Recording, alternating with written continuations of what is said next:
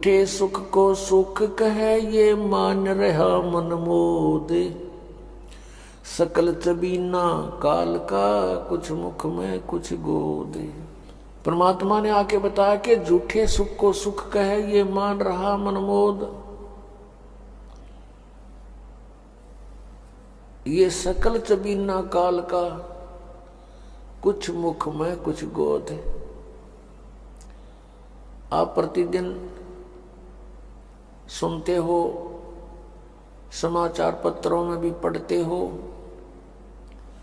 दुर्घटना के कारण या किसी रोग के कारण अन्य किसी परिस्थितियों में मृत्यु हो जाती है। एक परिवार के 4-4, 5-5 इकट्ठे ही मृत्यु को प्राप्त हो जाते हैं और शेष बचे हुए ये सोचते हैं कि हमारा अभी नंबर नहीं है। नंबर तो है, इतना तो हमें पता है कि मृत्यु तो होगी, लेकिन अभी नहीं। ये अभी नहीं वाली जो हमारे अंदर एक घर कर गई है बात, ये हमारे लिए बहुत भयंकर है,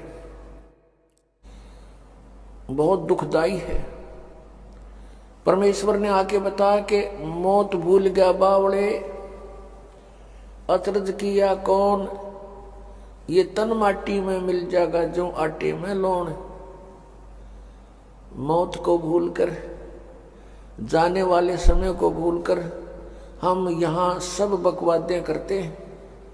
और यदि किसी प्राणी को कोई ऐसा असाध्य रोग हो जाता है और उसको ये पता लग जाता है कि इसका कोई ट्रीटमेंट नहीं, कोई उपचार नहीं है, तेरी मृत्यु डेफिनेट है, उसकी स्थिति जानकर देखो, जो शेष बचे हुए ये सोचते हैं कि हमारा अभी नंबर नहीं है। उस रोग के उजागर होने से पहले वो भी यही सोच रहा था कि मेरी अभी मृत्यु नहीं है, क्योंकि अभी मैं 40 वर्ष का हुआ हूं और 100 वर्ष तक की आयु मानकर हम यहाँ सेट हुए बैठे हैं। लेकिन हम भूल जाते हैं कि वो व्यक्ति चले गए जो 20 वर्ष के थे, कोई 30 वर्ष के थे, जिनके छोटे छोटे बच्चे थे, उनको छोड़कर चले गए। अचानक मृत्यु होगी किसी रोग से, एक्सीडेंट से,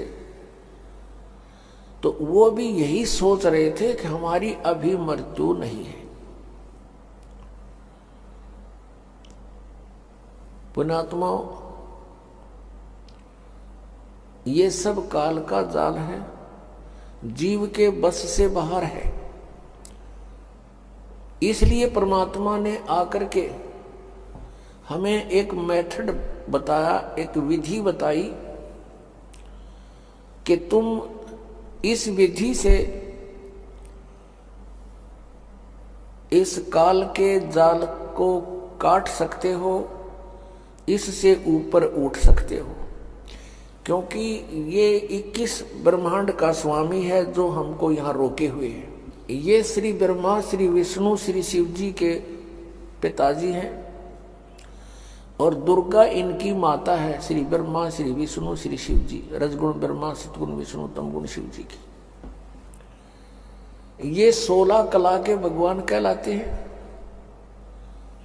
और इनका पिता 1000 कला का प्रभु है। और हमारी कोई कलाएं नहीं, हम एक जीव संज्ञा में। तो श्री ब्रह्मा, श्री विष्णु, श्री शिव जी को भी वो ऐसे ही चक्कर में डाले हुए हैं, उनको भी रोका हुआ है। तो हम आम जीव की अब क्या बुनियाद है?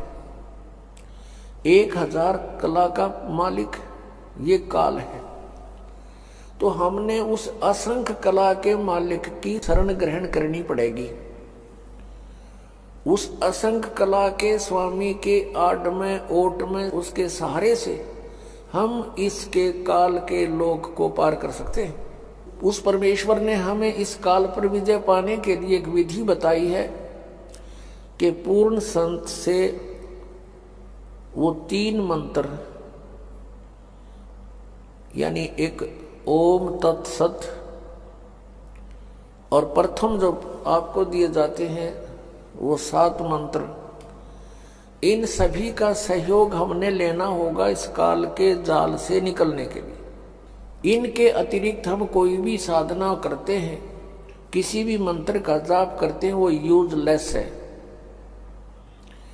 श्रीमद् भगवत गीता अध्याय नंबर 16 के श्लोक नंबर 23 में कहा कि अर्जुन,